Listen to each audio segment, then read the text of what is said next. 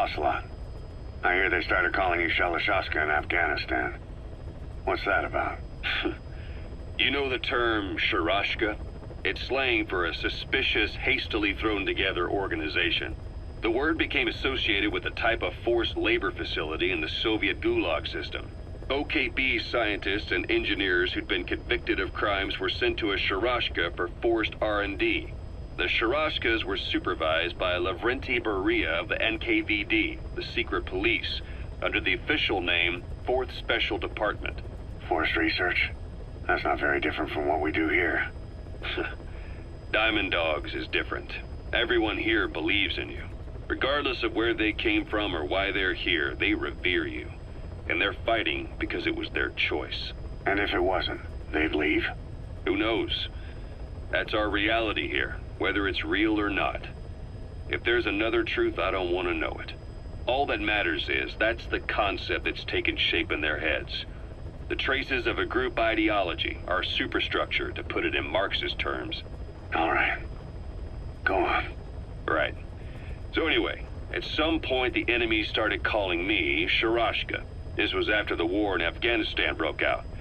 While I was keeping an eye on you in that hospital, I was also heading up interrogations here. The men I broke gave up their comrades and families, everything they wanted to protect them most. No real cause for it. I just let myself get caught up in the old Russian pride.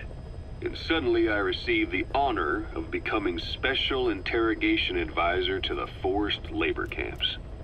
But the more men I interrogated, the more people saw me as just that, the interrogator. It helped cover my real objective of keeping you safe. You went that far for me? Far enough to keep you alive.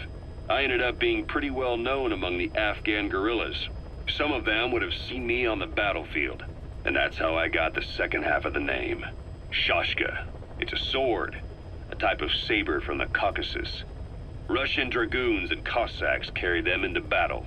Now, the Russian Empire had a general by the name of Fyodor Arturovich Keller.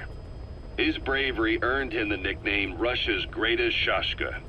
Someone must have known about that, because somewhere along the line, Shashka got stuck on the end of Sharashka.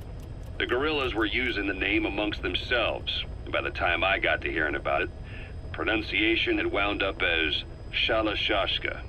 So, half Gulag, half Hero Sword. It was a perfect fit. But you see how rumors and ideas about people can get out of hand fast. Once you create a character and put it out there in public mind, it warps and twists with every baseless rumor.